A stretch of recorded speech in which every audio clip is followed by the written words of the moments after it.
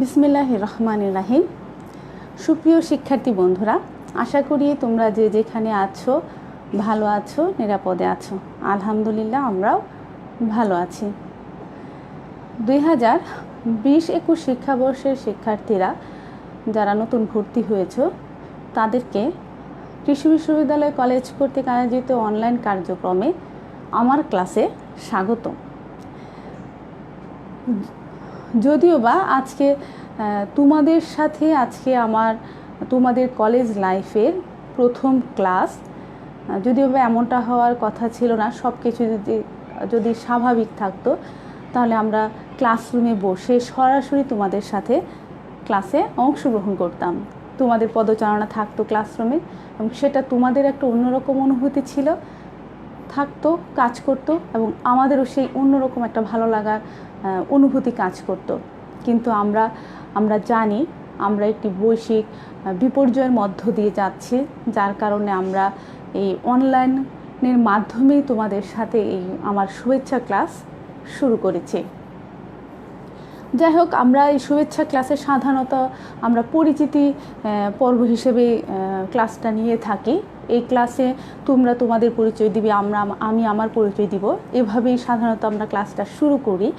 কিন্তু যেহেতু এখনও তোমরা অনেক দূরে, আমিও অনলাইনে তোমাদের মাধ্যমে পরিচিতি হয়ে নিচ্ছি, আমি আমার পরিচয় দিচ্ছি।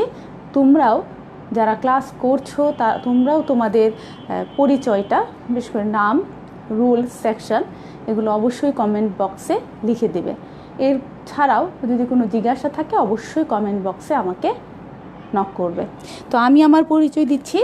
আমি মলি বেগম, প্রভাষক, ব্যবসায় সংগঠন ও ব্যবস্থাপনা, কৃষি বিশ্ববিদ্যালয় কলেজ। আমার ফোন নাম্বার, যেটা আমার মোবাইল নাম্বার, তোমাদের যে আমরা ওয়েবসাইটে একটি প্রোফাইল দিয়েছি, সেই প্রোফাইলে তুমি আমার মোবাইল নাম্বারটা পেয়ে যাবে। যদি প্রয়োজন হয় অবশ্যই তুমি আমাকে ফোন দিতে পারো যে কোনো প্রয়োজনে। তোমাদেরকে কিছু কথা বলি। আমি তোমাদের ভর্তির সময় আমাকে তোমরা অনেকেই দেখেছো, যদিও বা মাস্ক পরা ছিল বলে হয়তো বা ফেসটা চেনা লাগবে না, অচেনা লাগবে।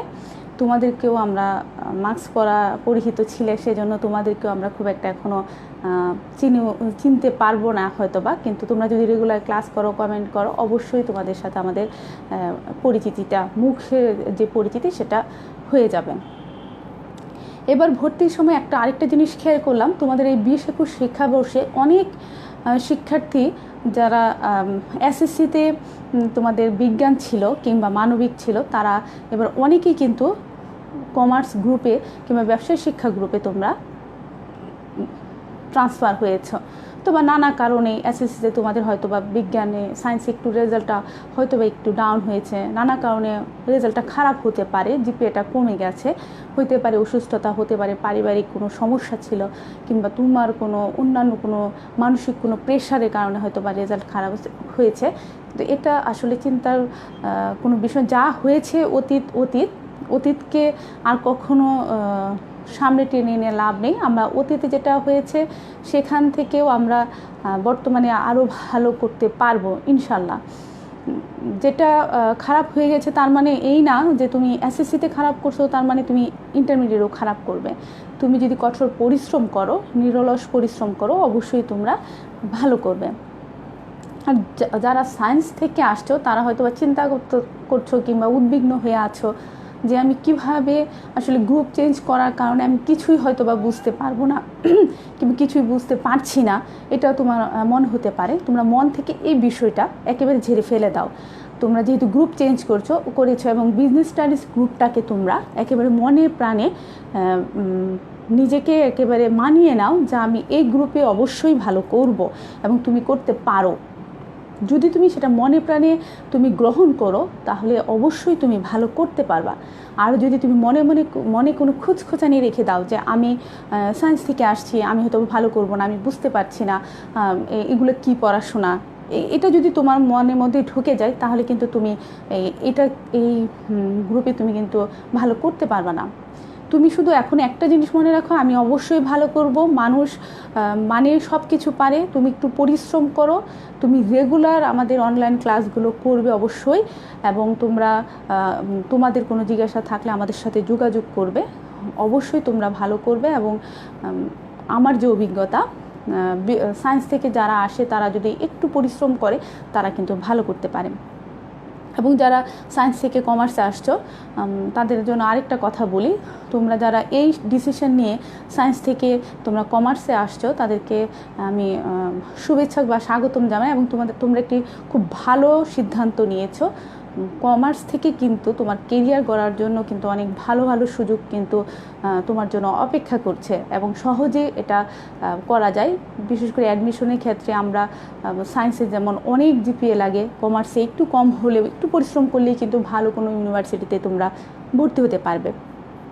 এছাড়াও পরবর্তী যে কেরিয়ারের কথা যদি আমরা জানি, আমরা অন্যান্য যে ক্লাসগুলো করেছি সেখানে স্যাররা তোমাদের কেরিয়ার নিয়ে অনেক কিছু আলোচনা করেছে। বিশেষ করে এই যে বিবিএ, এমবিএ এবং সিএ এগুলো করলে, এবং শুধু আমাদের দেশে না, সারা ওয়ার্ল্ডব্যাপী বাইরের দেশে সিএ, এসিসিএ এগুলোর কিন্তু অনেক বেশি ডিমান্ড। এগুলো কিন্তু টোটাল তোমাকে একেবারে সার্টিফিকেট নিয়ে তোমাকে জবে ঢুকতে হবে, কেরিয়ারে ঢুকতে হবে তা কিন্তু না, ওগুলো পড়া অবস্থায় কিন্তু আসলে অনেকে চাকরি হয়ে যায়। আরেকটা কথা, যে তোমরা যারা আমি সায়েন্স পড়ছি, আমি ডাক্তার হব, ইঞ্জিনিয়ার হব, এই উদ্দেশ্যে অনেকেই কিন্তু সায়েন্স পড়ে। আমি যদি এটা ছাড়াও, ডাক্তার ইঞ্জিনিয়ার ছাড়াও কিন্তু আমাদের দেশে, আমাদের সমাজে আরও অনেক গুরুত্বপূর্ণ কিছু পোস্ট আছে, আরও অনেক গুরুত্বপূর্ণ বিভিন্ন বিষয় আছে, সেগুলোতে কিন্তু সায়েন্স, কমার্স কিংবা আর্টস হিসেবে আলাদা করে কিছু চিন্তা করা হয় না। সেখানে যে কোনো গ্রুপেই তুমি পড়ো না কেন, তুমি কিন্তু তোমার জীবনে ওইসব ক্ষেত্রে তুমি শাইন করতে পারো। তোমার অ্যাডমিশনের পরে কেরিয়ারের ক্ষেত্রে তুমি বিসিএস দিয়ে তুমি ম্যাজিস্ট্রেট হতে পারবে, বিসিএস দিয়ে তুমি ফরেন ক্যাডারে ঢুকতে পারবে, বিসিএসের মাধ্যমে তুমি বিভিন্ন আরও যে গুরুত্বপূর্ণ পোস্টগুলো আছে আমাদের বাংলাদেশে, যেমন এএসপি আছে, এরকম বড় বড় অনেক সেক্টরে তুমি কিন্তু প্রবেশ করতে পারবে। সেজন্য কখনোই নিজেকে এটা চিন্তা করবো না যে আমি কমার্সে আসছি সেজন্য আমি ভালো করতে পারবো না, কিংবা আমাকে মানুষ বলে ও তুমি কমার্সে পড়ো, অনেকেই এরকম অবহেলা করে। তাদেরকে তুমি দেখিয়ে দিবে যে তুমিও পারো, তুমিও ভালো জায়গায় যেতে পারো। এখানে গ্রুপটা কোনো ফ্যাক্ট না, আমাকে ডাক্তার কিংবা ইঞ্জিনিয়ার হতে হবে তাই কিন্তু না। আমি কিন্তু আরও সমাজে আরও গুরুত্বপূর্ণ পোস্টগুলো, যেগুলো মানুষের সেবা, মানুষকে সেবা দেওয়া যায়, আমি সেই পোস্টগুলোতেও কিন্তু আমি কমার্স থেকেও আমি কিন্তু করতে পারি। সমাজের জন্য কিছু করা, দেশের জন্য কিছু করা, সেটাই হচ্ছে বড় কথা। যে তুমি শুধু সেবা দিয়েই কিংবা আমি প্রকৌশলী হয়েই আমি অনেক কিছু করতে পারবো তা কিন্তু না, তুমি এসব থেকেও অনেক কিছু করতে পারবে। তো অনেক আলোচনা হলো, তোমাদের আরও অন্যান্য স্যাররা হয়তো আলোচনা করেছে। আজকে আমার বিষয়ে তোমাদের সাথে একেবারে প্রথম ক্লাস। তো প্রথম ক্লাসে আমি কি বিষয় পড়াবো আমি তোমাদেরকে বলেছি, আমি পড়াবো তোমাদের ব্যবসায় সংগঠন ও ব্যবস্থাপনা। দেখো বিষয়ের নাম কি?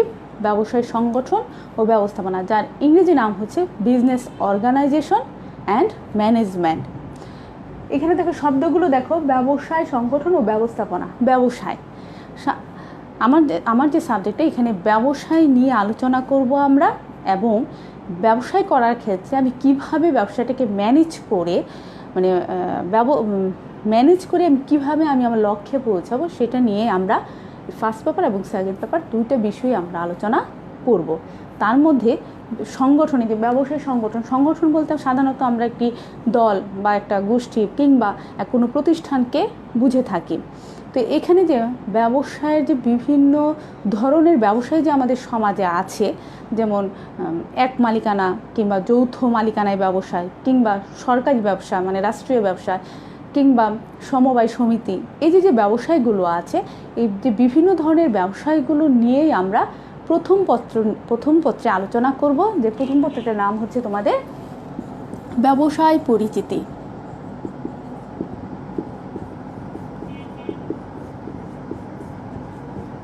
প্রথম পত্রে আমরা একেবারে বিভিন্ন ধরনের ব্যবসায় সংগঠন নিয়ে প্রথম পত্রে আলোচনা করব, এবং দ্বিতীয় পত্রে তোমাদের আলোচনা করব শুধুমাত্র ব্যবস্থাপনা ও অংশ নিয়ে, মানে এই যে ব্যবসায় পড়ে ফার্স্ট পেপারে আমরা যে বিভিন্ন ধরনের ব্যবসা নিয়ে আলোচনা করব, এই ব্যবসাগুলোকে আমি কিভাবে সাইন করব, কিভাবে আমি আমার প্রতিষ্ঠানের কর্মচারী বলো কিংবা বস্তুগত উপকরণ বলো সবগুলোকে কিভাবে আমি সঠিকভাবে কাজে লাগিয়ে আমি আমার লক্ষ্যে পৌঁছবো, এগুলো নিয়ে আমরা আলোচনা করব তোমাদের দ্বিতীয় পত্রে। তো আমি তোমাদেরকে পড়াটা শুরু করার আগে আমি তোমাদের আমার এই বিষয়ে তোমাদের মানবন্টনটা একটু বলি। তোমরা যেহেতু সবাই কি বলে সৃজনশীল পদ্ধতিতে এসএসসি পাশ করে আসছো, তোমরা জানো কিছুটা। আমার এই ব্যবসা সংগঠন ও ব্যবস্থাপনাতে টোটাল তোমার নাম্বার থাকে কত? 100 নাম্বারের একটি পরীক্ষা। এর মধ্যে এটাকে দুইটা ভাগে ভাগ করা হচ্ছে, তোমরা জানো অলরেডি। একটাকে আমরা বলি সৃজনশীল অংশ,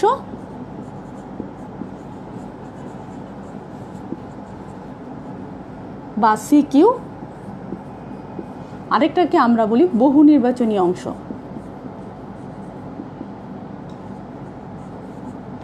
বা এমসিকিউ। এই 100 নাম্বারটাকে আমরা দুইটা ভাগে ভাগ করা হয়েছে, সেটা একটা হচ্ছে সৃজনশীল অংশ, একটা হলো বহু নির্বাচনী অংশ। সৃজনশীল অংশে নাম্বার থাকে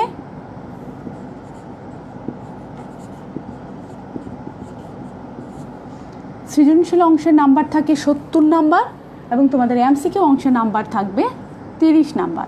এই হলো মোট 100 নাম্বারের পরীক্ষা।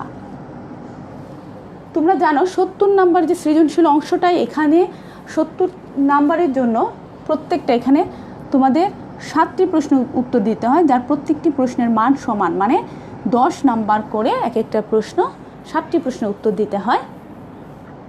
তোমাদের প্রশ্ন থাকবে সৃজনশীলে 11টি সৃজনশীল প্রশ্ন থাকবে, তার মধ্যে 7টি প্রশ্নের উত্তর তোমাদেরকে দিতে হবে, সেটাতে থাকবে টোটাল 70 নাম্বার।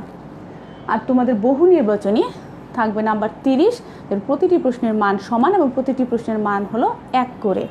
তোমরা যদিও এটা এভাবে পড়ে আসছো, তাই তোমরা এটা অলরেডি জানো।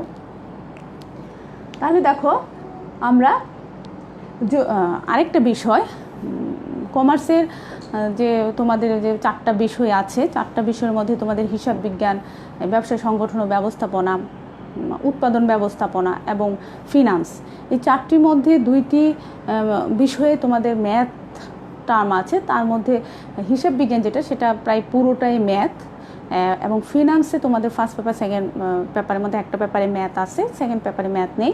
আর আমার যে সাবজেক্টে ব্যবসা সংগঠন ব্যবস্থাপনা, এটা পুরাটাই একেবারে থিওরি, এখানে কোনো ম্যাথ নেই।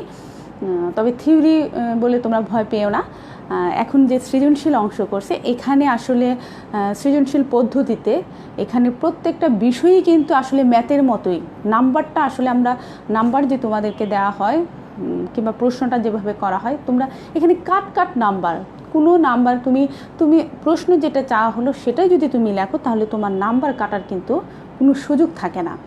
সেজন্য দেখা যায় সৃজনশীল পদ্ধতিতে হওয়ার পরে আমার বিষয়ে, যেখানে আমাদের সময় আমরা লিখতে এখানে 60% নাম্বার আমরা তুলতে পেতাম না, কিন্তু তোমাদের এই সৃজনশীল অংশ করে দেওয়ার পর থেকে দেখা যায় যে এই আমার বিষয়ে, মানে থিওরিটিক্যাল একটি বিষয়ে যেখানে লিখলে তুমি যদি সলিড লেখা লিখো, তাহলে সেখানে তুমি একেবারে 90 আপ নাম্বার কিন্তু এখানে এই বিষয়ে তোলা যায়। কাজেই হতাশ হওয়ার কিছু নেই। এই থিওরি হলেও এখানে কিন্তু তোমরা A+ নাম্বার অনায়াসে তুলতে পারবে, যদি বা তুমি একটু সিস্টেমেটিক উত্তরগুলো দাও, মানে কাট উত্তর যদি দাও। তোমাকে অযথা, তোমাদের সৃজনশীল একটা পদ্ধতির কিন্তু একটি সুবিধা আছে, এখানে অযথা কিন্তু তোমাকে প্রশ্ন উত্তর বড় করে লেখার প্রয়োজন নেই। তোমাকে যা চাওয়া হয়েছে তুমি যদি সেটাই সঠিকভাবে আনসার করো, তাহলে সেখানে তুমি সর্বোচ্চ নাম্বারটুকু তুমি পেয়ে যেতে পারো। এটা একটি তোমাদের জন্য সুবিধা। তাহলে দেখো, তোমাদের এই বিষয়ে তোমাদের একটি জিজ্ঞাসা আছে, অনেকেই তোমরা জিজ্ঞাসা করতে আমাদের বুক লিস্ট কেন দিচ্ছেন না। আসলে তোমাদের যে বুক লিস্টের যে বিষয়টা, আমরা কিন্তু তোমাদের প্রোফাইল, তোমরা যদি ওয়েবসাইটে ঢুকে তোমাদের কলেজ প্রোফাইলটা দেখো, সেখানে প্রত্যেকটা বিষয়ে বিভিন্ন টার্মের সিলেবাসের পরবর্তী তোমাদের একটি বুক লিস্ট, মানে বইয়ের লিস্টের সেখানে দেওয়া আছে। তোমরা সেটা খেয়াল করলে কিন্তু দেখতে পারবা, সেখানে বেশ কিছু রাইটারের নাম দেওয়া আছে। তারপরেও তোমাদের যাদের সামর্থ্য আছে, তোমরা 1-এর অধিক রাইটারের বই কিনতে পারো তোমাদের পড়ার সহযোগী হিসেবে। কারণ এখানে কোন বই থেকে প্রশ্ন আসবে তা কিন্তু বলা যায় না।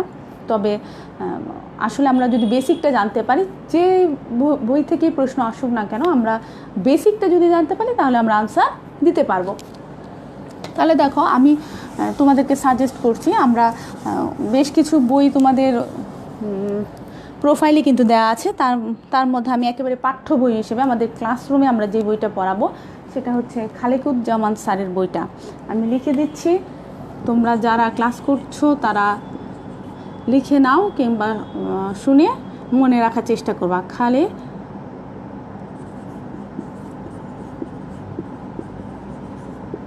খালেকুজ্জামান স্যারের বইটা, মোহাম্মদ খালেকুজ্জামান স্যার, ঠিক আছে। এই খালেকুজ্জামান স্যারের বইটা যমুনা পাবলিশার্সের।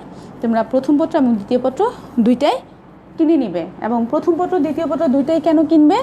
কারণ আমাদের বোর্ড থেকে যে নির্দেশনা আছে, আমরা একসাথে ফার্স্ট পেপার এবং সেকেন্ড পেপার একসাথে শুরু করব এবং একসাথেই শুরু করি আমরা। সেজন্য তোমরা ফার্স্ট পেপার এবং সেকেন্ড পেপার দুইটা বই তোমরা কিনে ফেলবে। এবং এছাড়াও সহযোগী বই হিসেবে তোমরা অক্ষরপত্রের বইটা কিনতে পারো। অক্ষরপত্র প্রকাশনীর বইটা তোমরা কিনতে পারো।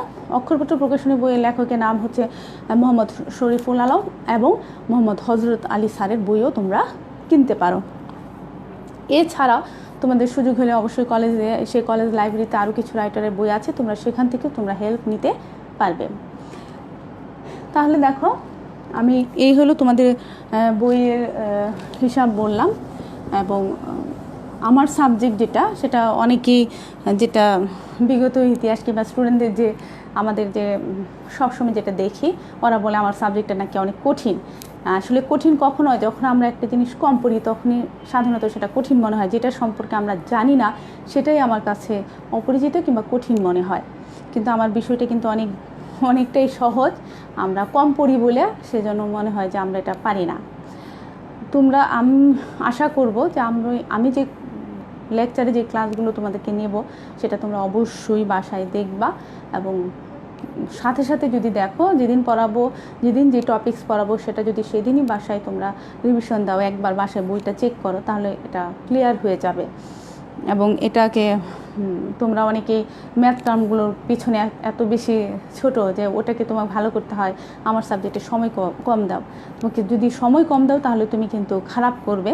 এবং আমার যে বিষয়টা আছে, এটা এমন একটা বিষয়, এই বিষয়টা তুমি যদি বেসিক নিতে পারো, এই বিষয়টা পরবর্তী তোমাদের অ্যাডমিশন, তোমাদের এই ব্যবস্থাপনা অংশ থেকে অ্যাডমিশন কিন্তু বেশ কিছু প্রশ্ন আসে। এবং তোমরা পরবর্তীতে যারা অনার্স মাস্টার্স করবা, তারা আমার বিষয়ে অনার্স মাস্টার্স করতে গেলে তোমার এই একেবারে বেসিকটা কিন্তু অনেক বেশি গুরুত্বপূর্ণ। সেজন্য একেবারে বেসিক জানার চেষ্টা করবা এবং আমার ক্লাসগুলো নিয়মিত করবে। তাহলে দেখো, আজকে তাহলে আমার বিষয় নিয়ে কিছুটা আলোচনা করি। আমরা কি নিয়ে পড়াশোনা করবো বা কিংবা ব্যবসা সংগঠন ও ব্যবস্থাপনা কেন পড়া দরকার। ব্যবসায় বিষয়টা আসলে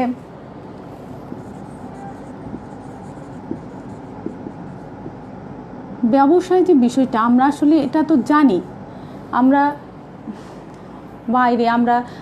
প্রতিনিয়ত আমরা বাইরে বের হইলে ব্যবসা কী জিনিস, ব্যবসায়ী, এগুলো আমরা দেখে অভ্যস্ত।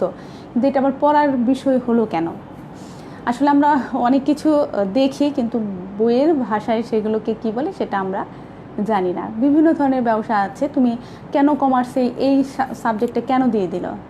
মূলত আমরা কমার্সে এই ব্যবসায় সংগঠন সম্পর্কে তুমি যদি জানতে পারো তাহলে তুমি নিজে একজন উদ্যোক্তা হতে পারবে, নিজে একজন ব্যবসায়ী হতে পারবে এবং ব্যবসায়ী হয়ে তুমি অনেক লোকের কর্মসংস্থানের ব্যবস্থা করতে পারবে। তাহলে দেখো, ব্যবসায় সাধারণত ব্যবসায়ের ইংরেজি শব্দ কি? বিজনেস।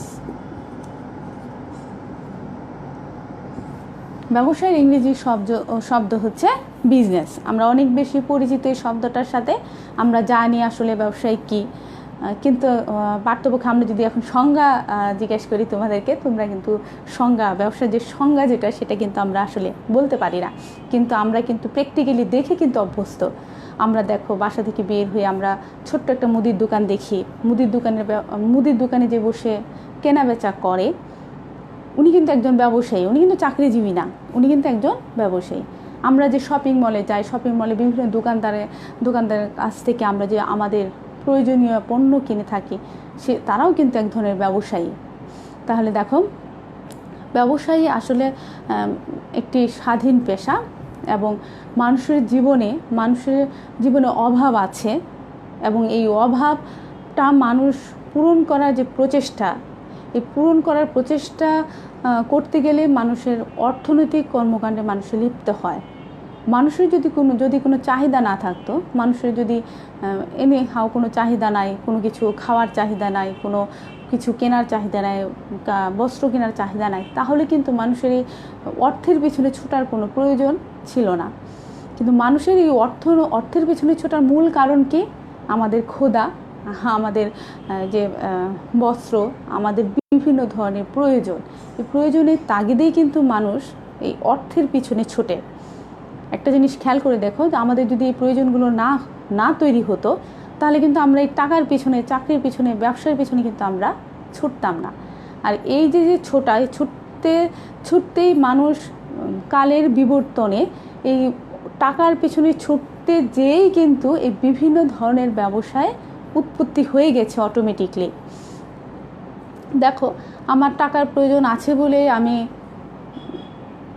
আমি বিভিন্ন ধরনের পণ্য তৈরি করছি, এবং আমি যেটা পারি সেরকম আমি তৈরি করছি, এবং সেটা আমার বিক্রি করে আমি টাকা নিয়ে আসছি, এবং সেই টাকা দিয়ে আমি আমার চাহিদা মেটাচ্ছি। এভাবে কিন্তু মানুষের কালের বিবর্তনে বিভিন্ন ধরনের ব্যবসায় সংগঠন গড়ে উঠছে, এবং সেই সংগঠনগুলো নিয়ে আমরা তোমাদের প্রথম পত্রে আলোচনা করব। তো আমি একেবারে পত্রের প্রথম থেকেই তোমাদের শুরু করব। তো আজকে বিজনেস সম্পর্কে আরও কিছু ধারণা নিয়ে আলোচনা করি। ইংরেজি বিজনেস শব্দের আবিধানিক অর্থ হচ্ছে বিং বিজি, বা কোনো কিছুতে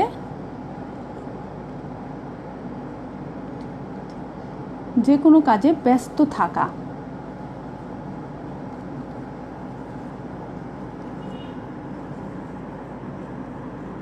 যে কোনো কাজে ব্যস্ত থাকাকে সাধারণত আমরা বিজনেস বলে থাকি, যে কোনো কাজে।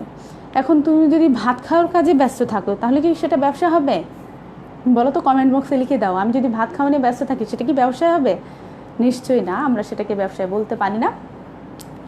এই যে এই কথাটা ইংরেজি বিশাল অর্থে বললেও বাংলায় কিন্তু এই ব্যবসায় বা বিজনেস শব্দটা অর্থটা এতটা বিশালভাবে কিন্তু দেয়া নয় বাংলায়, বা আমরা বাংলায় যেটাকে ভাষায় যেটাকে বলি, যে সাধারণত অর্থনৈতিক মুনাফা অর্জনের উদ্দেশ্যে উৎপাদন ও বন্টন সহ সকল বৈধ অর্থনৈতিক কর্মকাণ্ডকে আমরা ব্যবসায় বলে থাকি। দেখো আমি একটি উদাহরণ দিয়ে তোমাদেরকে বোঝাচ্ছি। যেমন একজন লোক কৃষক, সে কৃষিকাজের সাথে জড়িত। একজন লোক সে দোকানদার, জামা কাপড় বিক্রি করে। আরেকজন লোক সে চাকরি করছে। তাহলে দেখো এখানে তিনটা বললাম আমি। তিনটার মধ্যে এরা প্রত্যেকে কিন্তু অর্থনৈতিক কর্মকাণ্ডের সাথে জড়িত। কৃষকের কথা বললাম, উনি যদি নিজের জন্য কোনো কিছু তৈরি করে, যে নিজের পরিবারের জন্য উৎপাদন করে, তাহলে কিন্তু সেটাকে আমরা ব্যবসায় বলতে পারি না। কারণ উনাকে এখানে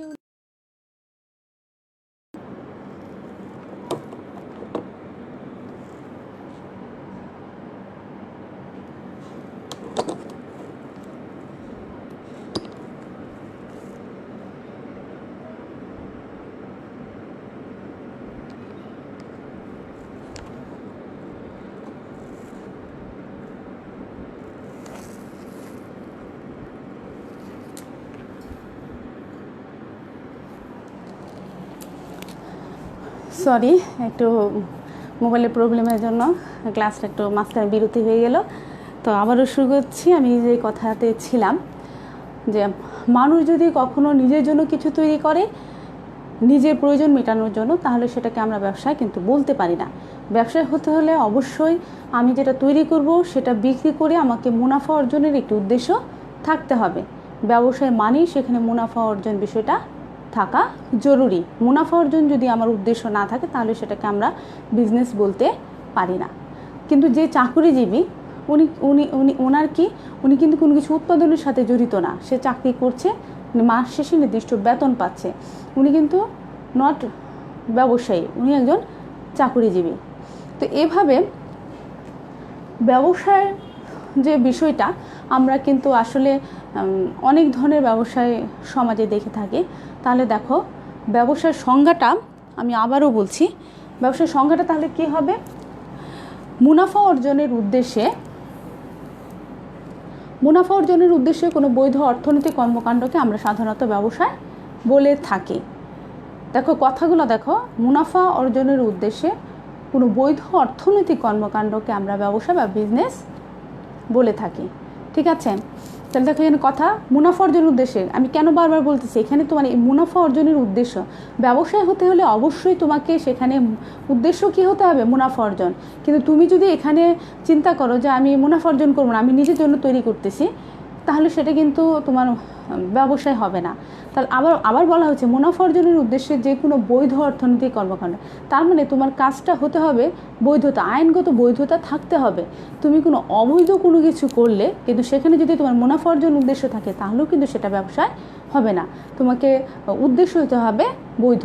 যেমন যদি যারা চোরা কারবারি ব্যবসায় করে তারা কিন্তু ব্যবসা করতে, তাদের লাভটা কি? তাদেরকেও আমরা ব্যবসায়ী বলি, কিন্তু তাদের উদ্দেশ্য কি? তারাও জিনিসটা গোপন পথে আনবে এবং গোপন পথে আনে সরকারকে ট্যাক্স না দিয়ে, বৈধতা বা লাইসেন্স না করে তারা পণ্য বিক্রি করে তারা নিজেরা লাভবান হচ্ছে। তাদের টার্গেট কি? মুনাফা অর্জন। কিন্তু তাদের কোনো আইনগত বৈধতা নেই, কারণ সরকারের কোনো বৈধতা নেই, সেজন্য সেটাকেও কিন্তু আমরা ব্যবসায় বলতে পারি না। সেজন্য ব্যবসায়ী হতে হলে অবশ্যই এখানে মুনাফা অর্জন থাকতে হবে, অবশ্যই এখানে কি থাকতে হবে? আইনগত বৈধতা থাকতে হবে। দেখো তাহলে এখানে ব্যবসার সংজ্ঞাটা আমরা বেশ কয়েকভাবে বলতে পারি। যেমন এটা একটি সংজ্ঞা হতে পারে যে মুনাফা অর্জনের উদ্দেশ্যে যে কোনো বৈধ অর্থনৈতিক কর্মকাণ্ডকে আমরা ব্যবসায় বলতে পারি, কিংবা মুনাফা বৈধ, এখানে আরেকটা কথা আছে যে বৈধ অর্থনৈতিক কর্মকাণ্ড। অর্থনৈতিক কর্মকাণ্ড বলতে আমরা সাধারণত জানি অর্থ উপার্জন বা অর্থ উপার্জনের জন্য যে কোনো কাজ করা, সেটাকে আমরা বলি অর্থনৈতিক কর্মকাণ্ড। তাহলে এই যে বললাম যে অর্থ উপার্জনের জন্য আমি যে কোনো কাণ্ড করতে পারি, কিন্তু এই যে অর্থ উপার্জনের জন্য কোনো অবৈধ কোনো কিছু করলে সেটা কিন্তু ব্যবসায় বলে গণ্য হবে না। অর্থ উপার্জনের জন্য কাজ করতে হবে, অবশ্যই সেটাকে বৈধতা থাকতে হবে। ঠিক আছে, তাহলে দেখো ব্যবসার এই সংজ্ঞাটার সাথে সাথে আরেকটা সংজ্ঞা আমরা মিলাই।